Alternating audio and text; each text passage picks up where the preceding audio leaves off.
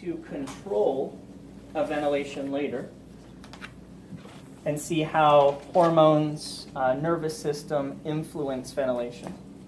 But for now, we're moving on to step 2, gas exchange. And if we're looking at gas exchange between alveoli and pulmonary blood, then that would be external respiration. Gas exchange between blood and tissues or cells, internal respiration. Diffusion of gas requires a partial pressure gradient. That is the equivalent of a concentration gradient. Where you have a higher concentration of oxygen, you have a higher partial pressure. So those two things go together. Think of partial pressure gradient as a concentration gradient. You should be able to describe, after we've gone through these concepts, Dalton's law of partial pressure, Henry's law of dissolved gas, Fick's law of diffusion. Dalton's law of partial pressure says the total pressure of the gas mixture, so the total pressure of all the gases in the gas mixture, equal the sum of the individual gas pressures. So each gas in the mixture exerts a partial pressure. For example, at sea level, atmospheric pressure is 760. Roughly 21% of that is oxygen, 21% of the gas mixture of air. Well, roughly 21% of 760 is 160. At 10,000 feet, atmospheric pressure drops down to 523. Now, the percentage of oxygen in air at 10,000 feet elevation is the same. The percentages don't change. But now you're taking 21% of 523, which is going to drop the partial pressure of oxygen down to about 110. If you go in the opposite direction, instead of going up into elevation, if you actually go from sea level down underwater and dive, oh, we're not doing diving yet, are we? Oh, yeah, we are. At 99 feet below sea level in the water, so yeah, this is diving, total pressure is 4 atmospheres, which really means 4 times what? What is an atmosphere? 760 millimeters of mercury, so 4 times 760. Yeah. Basically meaning for each 33 feet that you descend in the water, you're increasing pressure by 1 atmosphere. How to calculate partial pressure? It's simple. If you know the percentages of the gases that make up the gas mixture, then you just multiply the total pressure by the percentage. Now, of course, when you multiply by a percentage, you have to convert it to a decimal. So 21% is actually 0.21, right? 0.21 times 760, and then you get your partial pressure of oxygen. You could be a little more precise. It's 20.9%, so you could go 0.209 instead of 0.21. Multiply that by your total pressure, and then you'll get your partial. Here we've got atmospheric air, and we have alveolar air. And notice that the total pressure is the same, 760 at sea level, atmospheric air versus alveolar air, but the percentages are different. So in atmospheric air, nitrogen makes up 78.6%. In alveolar air, it drops down to 74.9. Oxygen in atmospheric air, 20.9, right, rounding off to 21. But the oxygen in alveolar air is a lot less, 13.7. So if you take the percentage of oxygen in atmospheric air and multiply that by 760, so 0.209 times 760, you get 159 millimeters of mercury. 0.137 times 760 is 104. CO2, where is it going to be higher, atmospheric air or alveolar air? Alveolar. Alveolar air. It has to be, because ultimately, where does the CO2 need to go? Oh. Out into the atmospheric air. So there has to be a gradient that favors movement of CO2 from the respiratory tract, from the alveoli, out into atmospheric air. Even if we didn't ventilate, even if we didn't create outflow, would CO2 still leave the alveoli? Sure. Mm-hmm. It just takes too long to wait for CO2 to diffuse through the entire respiratory tract. We don't have that much time. So that's why we do create airflow and move these gases out a little quicker. Would oxygen diffuse from atmospheric air into the alveoli? Sure. There's going to be a gradient that favors that direction of movement, but we just can't wait that long. So we create inflow, right, to get the oxygen in faster. So here's your gradient for oxygen. 159 atmospheric air, 104 is the partial pressure of oxygen in alveolar air. So oxygen wants to go from atmospheric air down the tract into the alveoli. We're just going to help it by creating inspiration. And then CO2 wants to go out. It's only 0.3, partial pressure of 0.3 in atmospheric air, but 40 in the alveoli. So it wants to leave. And then water vapor. So this reflects humidity. On average, the air in the alveoli is more humid than atmospheric air, but of course that depends on where you live and the time of year.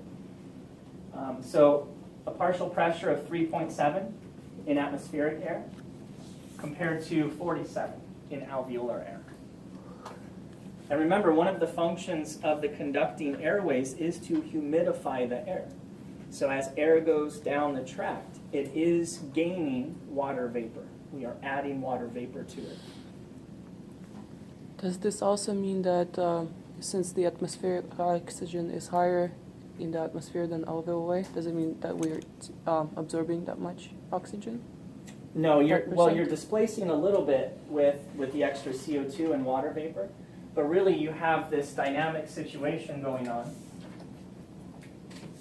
where once we get oxygen into the alveoli, it doesn't have a chance to stay there, right? Because there's constant blood flow through the capillaries around the alveolus. So as quickly as we bring in oxygen, a percentage of it, not all of it, but a percentage of it goes right into the blood. So you kind of have this steady state condition where oxygen levels in the alveoli are lower, right? The percentage is lower than it is in atmospheric air. But there's always some O2 in there. Mm-hmm. But the reason it's lower is because a lot of the oxygen that you bring in immediately leaves the alveolus and goes into the blood. And likewise, as you exhale and remove the CO2, you're never going to clear it all out because what's happening constantly, even in between breaths, CO2 is coming in nonstop. So these numbers reflect sort of this dynamic steady state situation. You're constantly moving gases into and out of the alveoli through ventilation. These gases are constantly moving between alveolar air and the blood. So this is just kind of taking a snapshot in time and seeing what the average oxygen percentage is and what the average CO2 and water vapor percentages are, right, at any given moment. And these are roughly the numbers.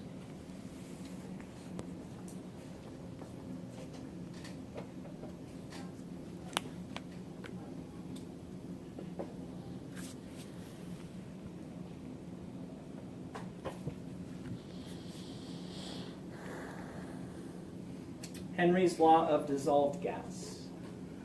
Gases dissolve into and out of a liquid in proportion to their partial pressure gradient. This explains inert gases like nitrogen dissolving into solution, dissolving into our blood at high pressures. And this is typically associated with diving. And as you saw, if you just dive down 33 feet, you're going to double the pressure. Every 33 feet, you add another atmosphere of pressure, 760. So as you dive down and the pressures become higher and higher, is more or less nitrogen going to be forced into the blood?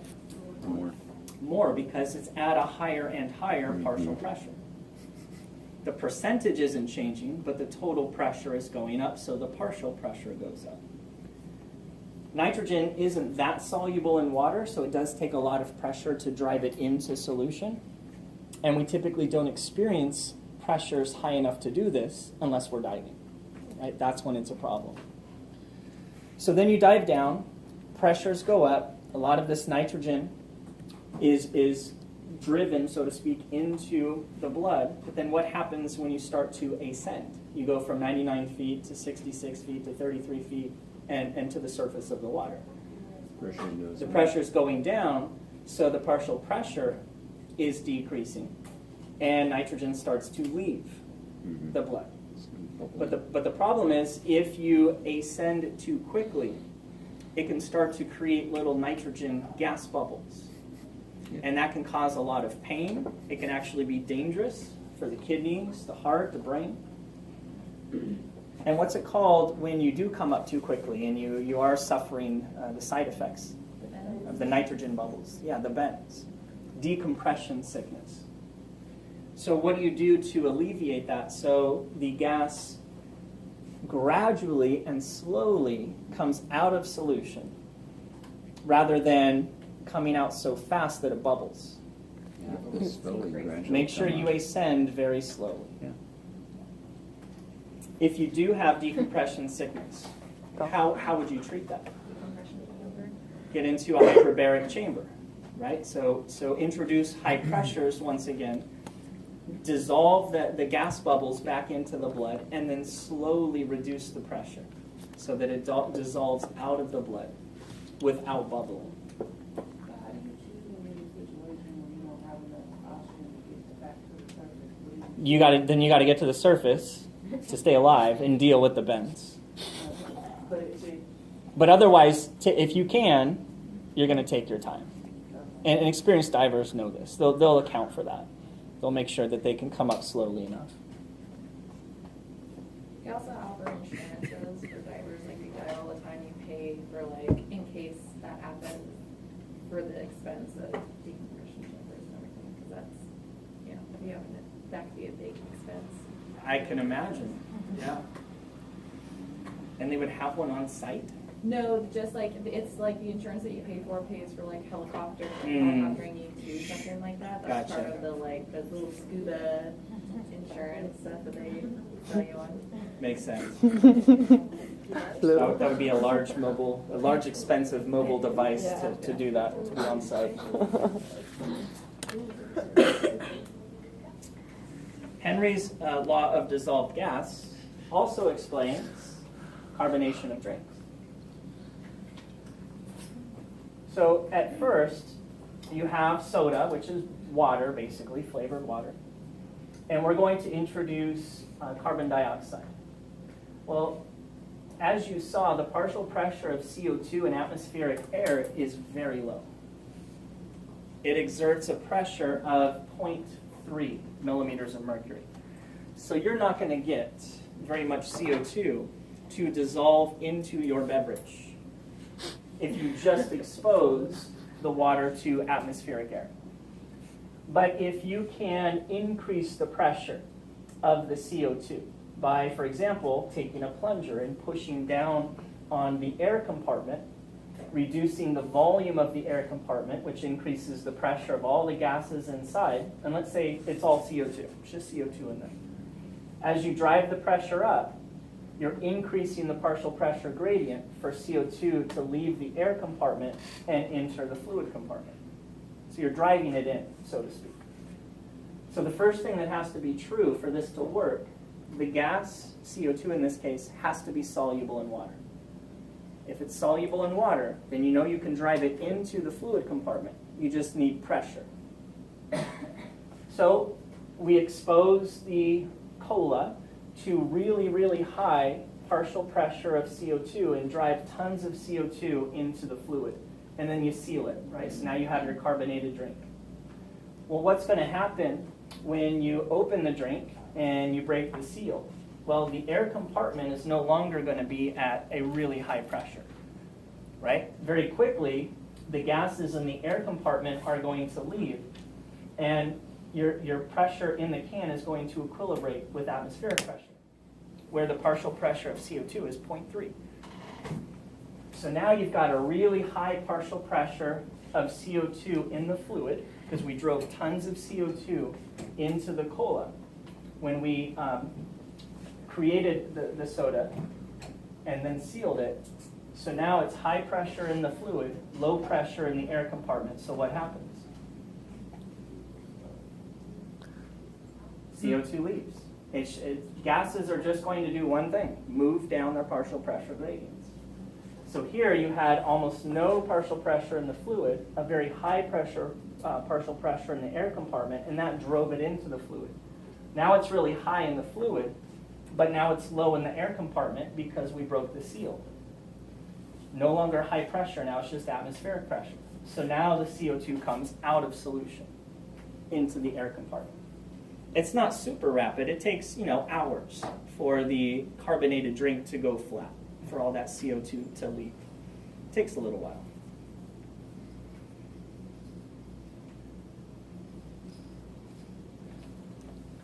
Next is Fick's law of diffusion. Rate of diffusion is proportional to surface area, partial pressure gradient, diffusion coefficient, and inversely proportional to the thickness of the diffusion membrane, the barrier. Bigger surface area, higher rate of diffusion. And this is why the lungs are so good at their job. They're good at gas exchange because they provide a huge surface area. How big is the surface area of the lungs? And by lungs, I mean the alveoli, the respiratory Tennis membrane. court. Size of a tennis court, 100 square meters of surface area. Right? Divided up into 300 million alveoli. The bigger the partial pressure gradient, the faster the rate of diffusion. Right? If you double your partial pressure gradient, you'll double the rate of diffusion. Diffusion coefficient is a separate equation, but one factor that determines the D value is solubility. The more soluble the gas is in the fluid component, right? Because we're looking at moving something like O2, CO2 between air in the alveolus and water, blood, on the other side of the respiratory membrane. So this would be the respiratory membrane here. So the more soluble the gas is in the fluid, the higher the rate of diffusion. And then the one thing that hinders diffusion, the thickness of the, in this case, respiratory membrane. The thicker it is, the less diffusion you're going to have. But again, the lungs are ideally suited for their job. The respiratory membrane is super, super thin. It's not thick at all. It's 0.1 to 0.5 micrometers. Very, very thin. So the lungs have a huge surface area. Respiratory membrane has a huge surface area. It's very, very thin. O2 and CO2 are both soluble in water. It turns out CO2 is more soluble than O2, however. So the D value is greater for CO2. And then we have just enough of a partial pressure gradient to move just enough gas. The amount of oxygen that we're bringing into the blood has to match the amount of oxygen our body as a whole is consuming, right? Minute by minute, hour by hour. And that reflects overall metabolic rate. So when you exercise and your overall metabolic rate goes up, that means oxygen consumption has increased. Well, we have to match that with increased ventilation, with increased gas exchange. We've got to bring in more oxygen to replace the extra oxygen the body's using. And of course, as metabolic rate goes up, what happens to CO2 production? Goes up. It goes up. So that's the other reason we have to ventilate more. We have more CO2 that we now need to get rid of. The pH is going down. So alveoli have a huge surface area and a very thin respiratory membrane.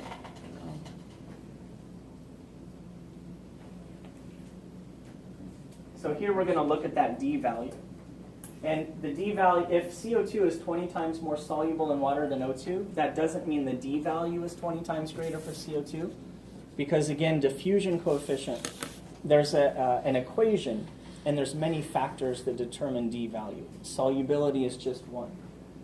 So it's not going to increase the D value by 20, but you can certainly take away from this that the d-value is going to be larger. The more soluble the gas is in water, the larger the d-value. Here's a little proof, a little experiment we can do to see exactly how much more soluble CO2 is in water compared to O2. For your experiment, you have a beaker of water, and in that water there's no oxygen. And then we'll do it again for CO2. So in the water down here, there's no CO2. And then we're going to expose the water to air, so that you have the air compartment here. And the PO2 of the air compartment is going to be 100. 0, 100. So what's your partial pressure gradient? 100. Gradient is difference. What's the difference? 100 minus 0. So you have a partial pressure gradient of 100. So then we wait. And while we wait, what's happening? Pressure's evening Oxygen is going from where to where? out. It's 100 in the air compartment, it's 0 in the water compartment. Oxygen is going into the water. And the first thing that has to be true, it has to be soluble in water, which it is. It's just not as soluble as CO2.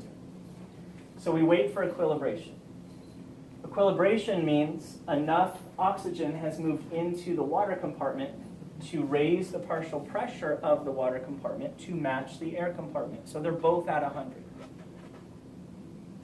Once equilibration occurs, then we see how much oxygen were we able to drive into the water. And we can measure that in millimoles per liter. 0.15 millimoles per liter. So that's the oxygen concentration. Now we do the same thing for CO2. 0 in the water, expose it to air that has a PCO2 of 100, wait. As the CO2 diffuses into the water, the PCO2 of the water compartment goes up. Once it reaches 100, you have equilibration. So then we do the same thing. We take a measurement of the water and see what the concentration of CO2 is. And it's 3 millimoles per liter. Well, how much more is 3 than 0.15? 20. Exactly 20 times greater. 0.15 times 20 is 3. So we can't say that the diffusion coefficient is 20 times greater because there's other factors that play into that. But we can say it's 20 times more soluble. So that being said, if we are moving equal amounts of oxygen and CO2 across the respiratory membrane, and to simplify this model, let's say we're doing that, because it's not exactly the same, but let's assume it is. Moving the same amount of oxygen and CO2 across the membrane. If the D value is greater for CO2, then what must be greater for O2 for the rates of diffusion to be equal? Pressure. They have the same surface area, can't change that. The thickness is what it is, we can't change that. Pressure. Yeah, so who has the larger partial pressure gradient? Oxygen does. Right, and you'll see that. We have a much larger partial pressure gradient for O2 than CO2, simply because CO2 doesn't need it. It's that much more soluble in water. Doesn't require as much pressure. But how about the pressure gradient is 12 times bigger versus 20 times? Right, but you can't compare the D value to solubility. Solubility is only one thing that determines D. Yeah, okay.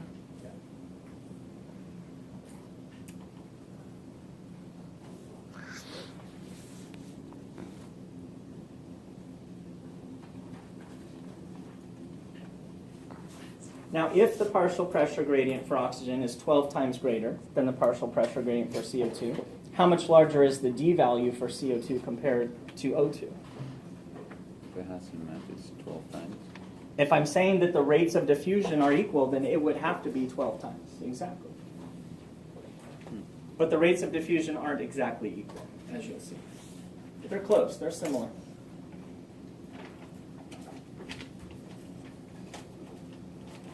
Right, so what you need to get out of that little discussion is bigger D value for CO2, bigger partial pressure gradient for O2.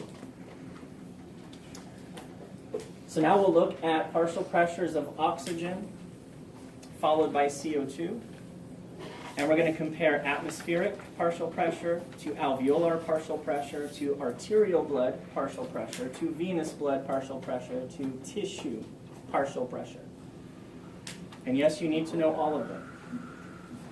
So we'll start with partial pressure of oxygen in the atmospheric air. Assume sea level. So what's the percentage of oxygen at sea level? 20.9. 20.9. So you take 0.209 times 760 and you get 159 millimeters of mercury. That is your atmospheric PO2. What's going to happen to atmospheric PO2 as you move up into higher altitudes? It's going to go down. Not because the percentage is going down. It is still 0.209. But now you're multiplying it by a lower total pressure. For example, at 10,000 feet elevation, PO2 drops from 159 to 110. Partial pressure of oxygen in alveolar air. 13.7. 0.137, 13.7. And how do I know it's 13.7? I have a little table that tells me.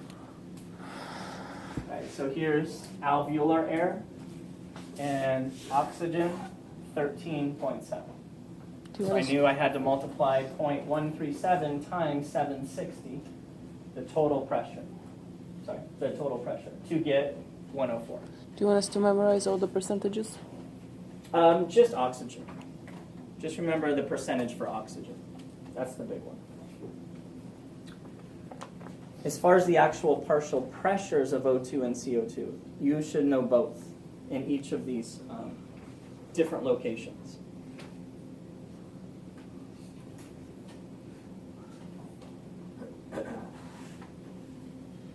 PO2, alveolar air, 104. Why is it smaller or lower than the PO2 in atmospheric air? Well, because the percentage is lower, but why is the percentage lower? Kind of goes back to that steady state condition that I was talking about. We are constantly mixing new air with old air, because each time we exhale, we don't clear out the alveoli. We just remove a percentage of the gases that are in there. How much air is left in all of the alveoli collectively at the end of a forced expiration? 400 milliliters. Up to 1,200 mils, right? That's your residual volume. Although some of that is stuck in the conducting airways, so what could we subtract from that 1,200 to get respiratory zone? Dead space volume, 150. Right? So about 1,200 minus 150. That's about how much air remains in all 300 million alveoli collectively. Point is, we don't clear them out. So there's always some old air, so to speak, left behind, and we're going to bring in new air on top of that. And so the old air sort of dilutes the new air, right? Because the old air has a lot of CO2, so when it mixes with the new air, you still have a relatively high CO2. And the old air had very little O2. You mix it in with new air with lots of O2, you dilute it a little bit. So the O2 in the alveolar air, a little less than O2 in atmospheric air. And then the water vapor, that displaces some of the oxygen as well. So mixing of fresh air with old air and increasing the water vapor both results in a lower percentage of oxygen, from 20.9% down to 13.7%. And just to give you a visual of that mixing of old air with new air, they're showing you that the fresh air is the blue and the old air is the red. And when you breathe in, you're adding the new air on top of the old air. They sort of mix together, bringing the oxygen content down a little, CO2 up a little. And then during expiration, you're never going to clear out all of the old air. There's always some left behind.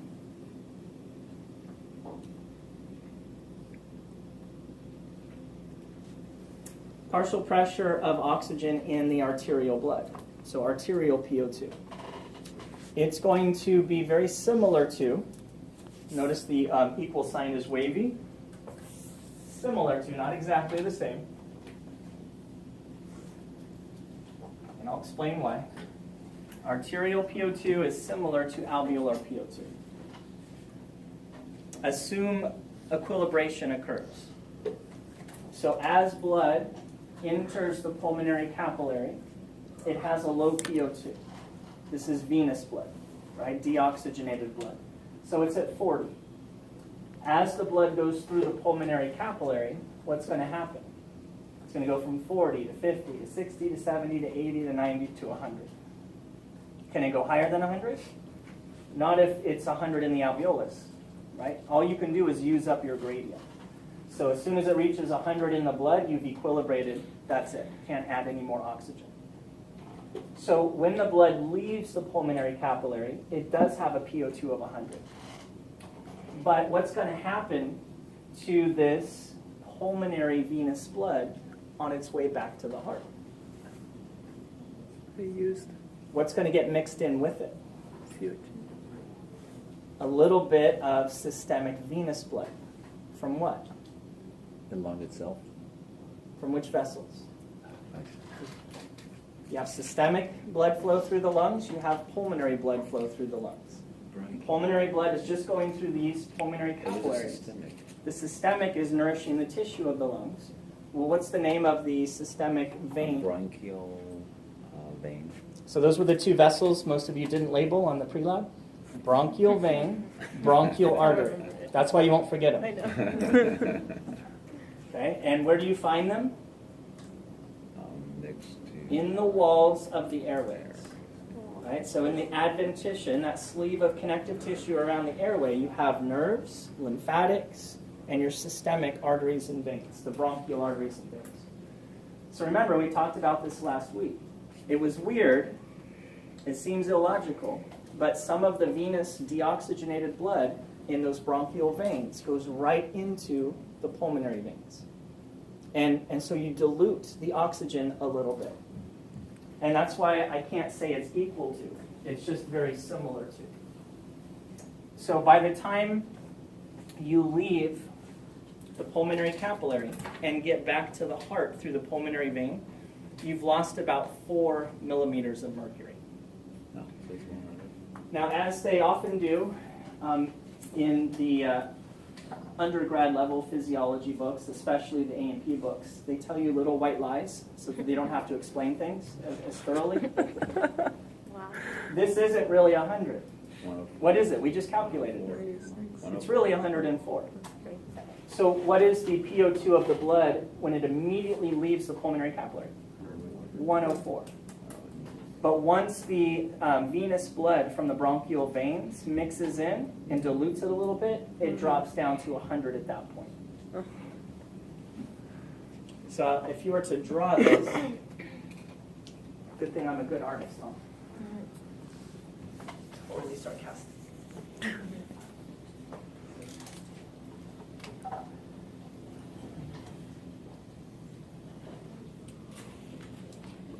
So what's the PO2 of the venous blood? So venous PO2. 40. And then alveolar PO2. 104. So as the blood comes through the pulmonary capillary, 40, 50, 60, 70, 80, 90, 100, leaves at 104. So arterial PO2 is 104 at first. But then this blood that's headed back to the heart through the pulmonary veins is going to end up mixing in with some systemic venous blood from the bronchial veins. And what's the PO2 of this blood? 40. Because it's venous. So you mix in a little blood with a PO2 of 40 with a lot of blood at a PO2 of 104, and it comes down to about 100. Yeah, it drops by 4. So it must be a very small amount that dilutes it. Yes. Yeah, because remember, your entire blood volume is going through the lungs per minute. 5 liters per minute through these pulmonary capillaries. So this is a very small amount compared to what's flowing through here. Now, why do we call this arterial PO2 if at this moment we're actually in veins? We're in the pulmonary veins. Why are we calling it arterial It's PO2? oxygenated. Yeah, it's where this blood is headed. So if you look at the blood that's just about to enter the pulmonary capillary, shoot, oh, I did it. It's supposed to start at 10. Oh, Oh. Hang on a sec. PO2 of the blood here, 100, 100, here, 100, here, 100, here, 100. here, Yes. 100, here, 100, here, 100. Let's say the bronchial vein's empty right here. Here, 104. Okay, so basically once the blood leaves the pulmonary capillaries, it's at the PO2 that it's going to remain until it reaches the systemic capillaries. And what's going to deliver this blood to the systemic capillaries? Systemic arteries. So from here all the way to here, we can just give it one value, one name. This is arterial PO2. From here to here to here, all the way up to here, all the same name and value. That's venous PO2. It's already down to 40 here. Still 40 here, here, here, here, here, and here. So we don't need separate names for when the blood's in the pulmonary vein versus the systemic artery. It's all arterial PO2. And this is all venous PO2. So we still can't be a PO2.